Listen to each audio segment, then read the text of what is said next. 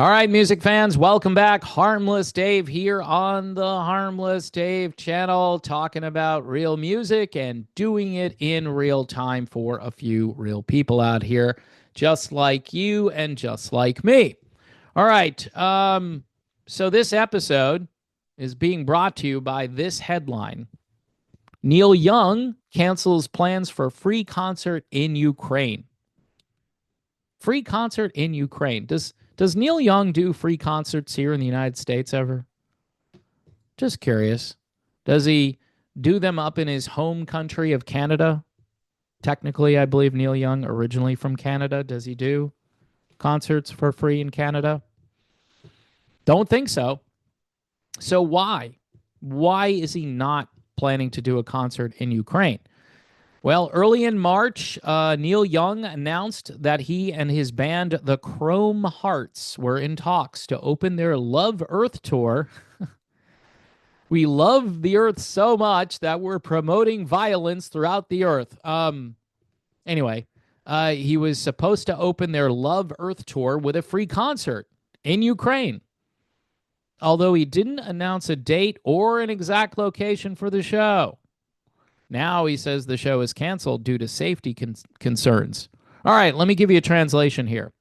Show canceled because Ukraine is losing the war or not doing well, or it's kind of a back and forth stalemate and it's just not safe.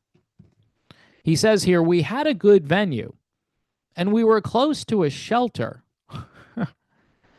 So that's good. You can be in the middle of a song and then you're close to a shelter. So in case there's incoming, like you're going to be able to get out of the way in time. But they were close to a shelter. But the changing situation on the ground was too much. I could not in good conscience take my crew and instruments into that area. Instruments might be damaged, right? It's kind of a weird. All he really needed to say was, I could not, in good conscience, take my crew. I mean, I don't know. He says, my apologies to all. He added this. Ukraine is a great country with a good leader. Slava Ukraini. Wow. Wow. And this is the guy who wrote the song Ohio, right? So if you're interested in Neil Young, he's supposed to kick off his tour June the 18th in Rättvik, Sweden, which is kind of a weird place to kick off the tour. And then he'll eventually wind up in Los Angeles at the Hollywood Bowl on September 15th. You can get a complete list of dates to see old Neil Young at neilyoungarchives.com. Now, I don't understand what's happened to many in the hippie generation. I don't understand. Like, is it just Donald Trump? Is it him? Because if Trump says, hey, let's try to broker peace between Russia and Ukraine, rockers who used to be pretty much all in unison, no nukes, no war, all of these things that they used to stand and believe together, stand for and believe, they no longer really believe that stuff. It's weird. Remember the song Ohio by Crosby, Stills, Nash and Young? Some of you might remember that song. Used to be on the radio quite a bit. There was a protest at Kent State University, and on May 4th, 1970, 4 students were killed. 4 of them died. And so Ohio, which was written by Neil Young as a reaction to what happened at Kent State, was recorded almost instantly after Young wrote it, and the song was released 10 days later. That was crazy. And the band already had a song on the radio. You may remember the song Teach Your Children. I think that was just what, Crosby, Stills, and Nash without Young? Or it could have been with Young, I can't remember. Either way, they already had a song on the radio. The song was released with the B-side of Stephen Stills' Find the Cost of Freedom, which is actually another really good song. I'm just confused. Young wrote the song after seeing photos of the massacre in Life magazine. Are there any pictures that we get to see from Ukraine of dead Ukrainian soldiers? I bet you, I have a hunch that more than 4 of them have died. And I'm not even going to mention the Russian soldiers because apparently you can't talk about the Russians or Russia because then you're a Putin puppet and you're a national security risk or something. But we'll just say, look, if you're going to fund a war, why not fund a war that's winnable? But see, these guys, I thought they were against war. They didn't want us bombing in Cambodia, right? They didn't want that to happen. They thought the students at Kent State were in the right for protesting this. And what? 55 years later, Neil Young at the time, I think, was right. And the students were absolutely right to protest at Kent State University. But they were angry. They were angry at the murders, so they decided to record this single talking about Crosby, Stills, Nash, and Young. And with Teach Your Children out on the radio, they didn't care that much about stepping on the song they already had out there. He said, the message was heard. Ohio became a hit with its signature electric guitar opening and Young's falsetto, singing about then President Richard Nixon and the military choosing to kill protesting citizens. Yeah. Well, this is a little different, but it's kind of the same thing.